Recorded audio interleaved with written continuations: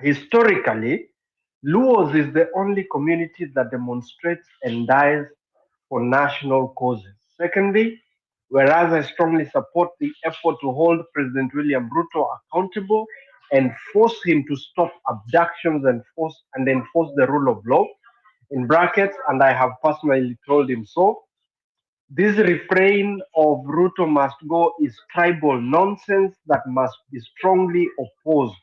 I just don't subscribe to the fascist ethnocentric that Calais presidents must be hurried out of office.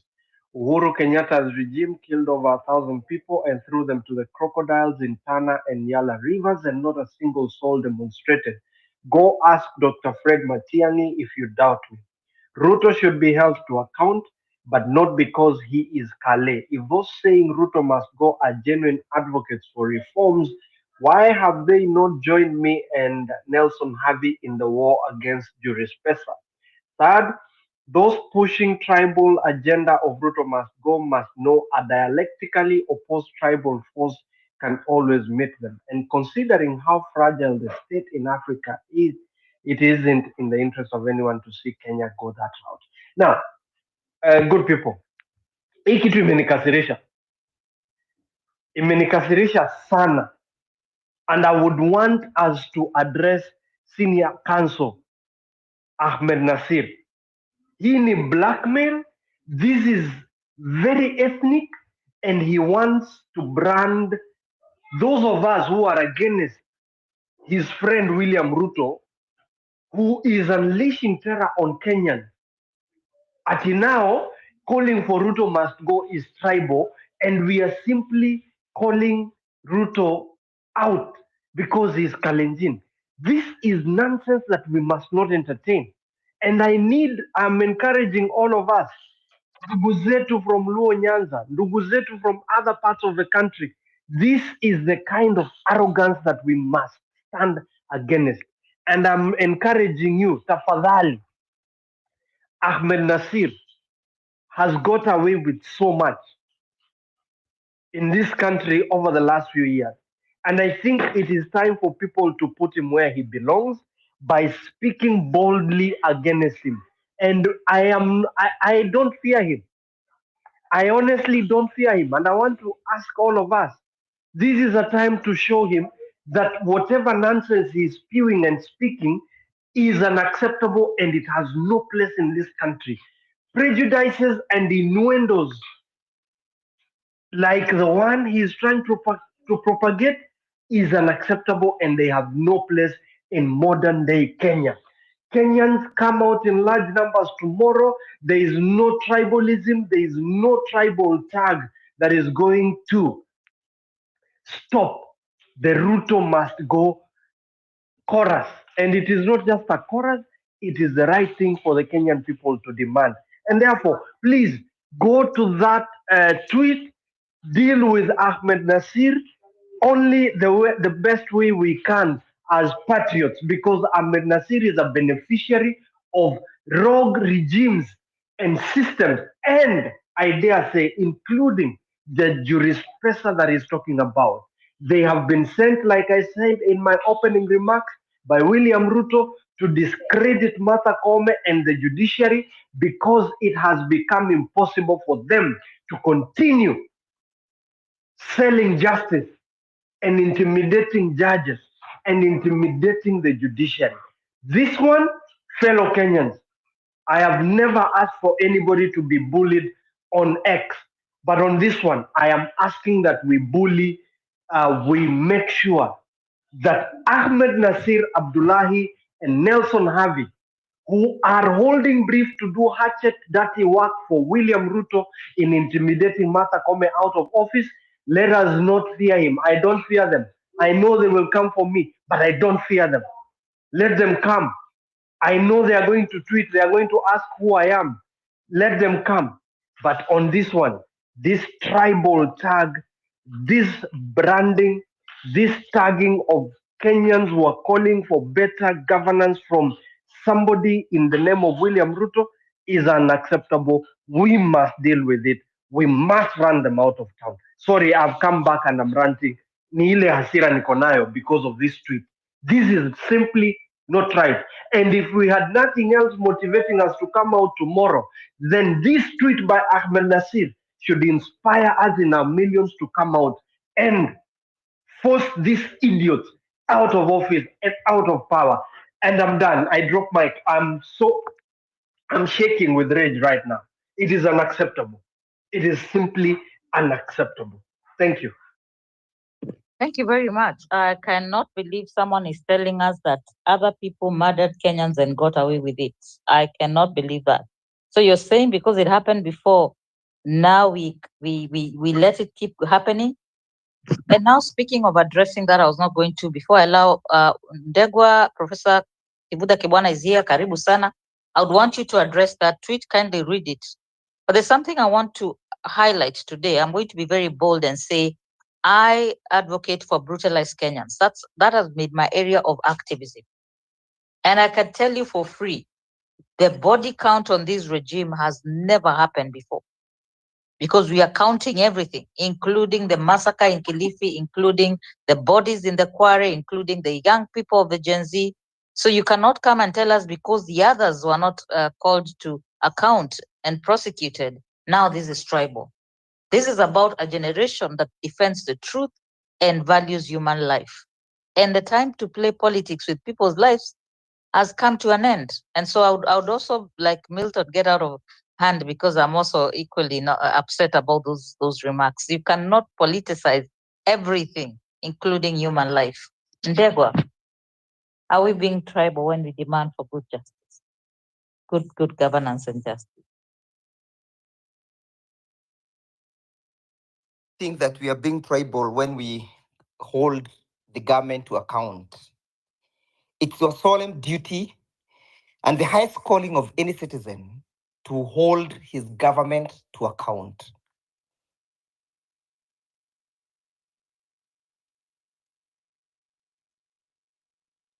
In any case, Dr. transparency. I'd lost you a bit. Continue. Yes, can you hear me? Yes, now we can. Continue. Well, I was saying that it is unfortunate that when people comes out to call or to hold the government to account, they're being labeled as tribal. It is not our liking. It's the constitution that dictates that the government must be held to account. It's the constitution that dictates that a government must be transparent. It is the constitution that dictates that a government must be guided by the rule of law. And when a government fails to meet those tenets, it is the responsibility of every citizen to uphold and to remind that government that it must be called to order and must be reminded that it must act within the four corners of the Constitution. Therefore, it is not tribalism for us when we come out to hold Mr. William Ruto and his rogue regime to account. It is what is expected of us. It is a legitimate expectation that the Constitution has bestowed and dictated us to do. Therefore, I would also wish to distance myself from the sentiments being aired by senior counsel. It is an attempt to profile this struggle. That's a struggle that is only coming from one side of the community. That is not true. It is not true that Zakali Jinu is being hoarded out of office. It is a rogue regime that is being hoarded out of office. Unfortunately, the person who is at the helm is a Kali. We never made it that way. He's the one who sought for the votes. And when we voted for him, we never considered him to be a Kalenjin. We voted for Mr. William Samoei Ruto, 7.2 million votes. Those were not Kalenjin votes, those were Kenyan votes. And therefore, any person to attempt to hide behind the mantra of tribalism is a person who has lost the script. We cannot then be told that a particular government was not held to account because it was a government that was constituted of Kikuyus. They were lucky that we had not tasted the waters of freedom. We have now tasted and drunk from the well of freedom. And the well of freedom is quenching our thirst. And we cannot quench our thirst and hide behind the veil of tribalism. If Mr. Kenyatta was lucky that this was not there by then, let him come back and attempt to do what Mr. William Ruto is doing. We'll still rise up against him. I was critical of Mr. Kenyatta when he was the president. I was still speaking that the constitution must reign supreme. I was still saying that the people are sovereign. So nobody should label us tribalists when we call Mr. William Ruto to order. We don't care whether it's a Kikuyu, whether it's a Kalenjin, a Luo, or whoever script and creed he comes from. Our constitution is the guiding cardinal north.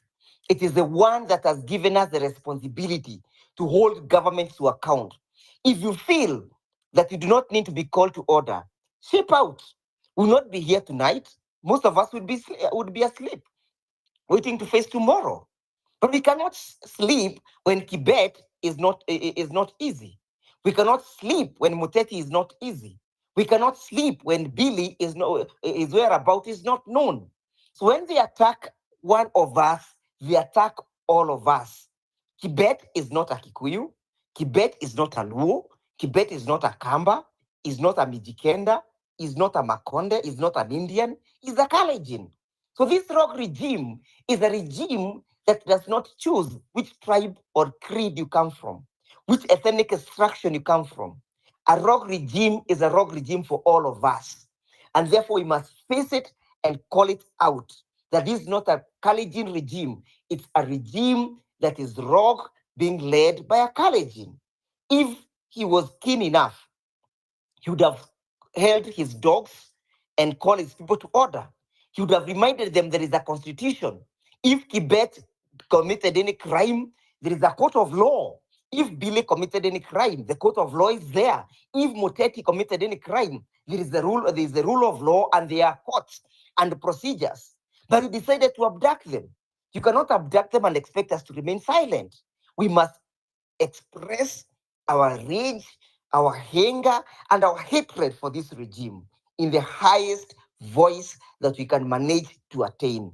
Therefore, I distance myself and call people out to demonstrate to any person who does not believe that this is a call for freedom to come tomorrow and witness people marching to freedom, people fighting for freedom, and a generation that is fighting to liberate itself. I pen off. Thank you very much, Wakili. We have Professor Kibwana, who has come in a bit late. I don't know if you are listening incognito and if you've had the conversation, but we actually end on a bad note because abductions are already a difficult subject, a reality. Families do not have their young ones. And then someone goes and says, if tomorrow the demonstrations go this way, then he's actually playing political analysis with people's lives. So you found people's temperatures have gone up again. So Professor Kibwana, kindly join the conversation and make your submission. Thank you very much, Hilary, Redemptor, Abdi, and all the general and all colleagues who are in this space. Actually, I was listening because I was traveling. I have been listening for a long time, but just more recently listened. I came on board to listen, and I wanted to listen, but actually it was what Dr. Milton said, which made me ask for an opportunity to pitch in. But let me say, before even commenting on that, let me say, as Dego and Dr. Milton very ably explained, Article 3 of the Constitution says every person has an obligation to respect, to uphold, and to defend the Constitution. So, apart from the Constitution elsewhere giving us, the right to demonstrate, to picket, to express ourselves, and all those political and civil rights, this Article 3 is very explicit that when you demonstrate in defense of the Constitution, that is what a citizen is asked to do. And because of what happened, the bloodshed, the freedom lost, the life lost, for us to get the 2010 constitution, which is said to be one of the most progressive constitutions in the world, one of the cardinal duties of a citizen in Kenya is to defend it. And if anybody wants to trash it, then our three says they are actually attempting to establish a government otherwise than in compliance with the constitution, and that is unlawful. And it means that actually where this government is going, it is trying to establish a government otherwise than in compliance with this constitution. And that is unlawful. I think that's something that needs to be emphasized, that a government can reach a point where it contradicts the constitution, and according to this constitution, therefore, even if the government was elected lawfully in a lawful way, then it transits into establishing some other form of government which is unlawful because it does not comply with the constitution. And I think that's something that needs to be repeated. And for those who are in office to be told that when you abrogate, most of the constitution, then it means that you are not carrying on a government as anticipated by this constitution, and therefore what you're doing is unlawful. I think, and that Dego and Milton and also Miguna, the general, this is something that they and others emphasized. You see, one thing that is very troubling is, by and large, those of us who grew during Moi actually was targeting mostly the senior people. And those days, the Railas, the Mutungas, he was targeting Matiba. He was targeting those senior people, and of course, those who are assassinated. In terms of their autocracy, his dictatorship. But now what is happening is the current government and its leader is targeting young people, and more or less some of them like children,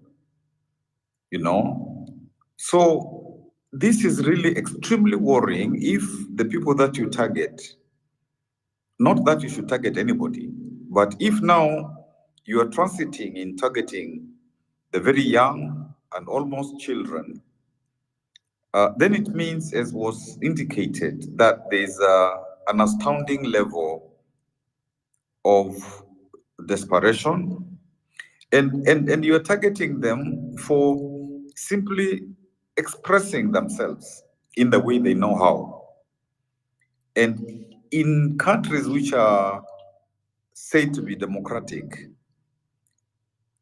presidents are told many things. They're even told, we'll impeach you, and there are even processes to impeach them and processes to, do all sorts of things. For example, in America, in wherever. And, matters go to court. Even people take matters to court, and they do all those things that democracies permit. And that doesn't mean, therefore, you abduct kids, you kill them, you do all sorts of things, you arrest them, you do all sorts of things. So even this is elementary, to know that there are boundaries, and you simply you have to swallow this. You have to know that this is the price you pay for being in leadership. You're in leadership to deliver. When you're not delivering, people will tell you that. It should make you improve. But you don't now declare war against them. And this, these are very, very, very ordinary things that anybody who has been in office and especially in the Africa of, the 2020s and in the world of the 2020s. So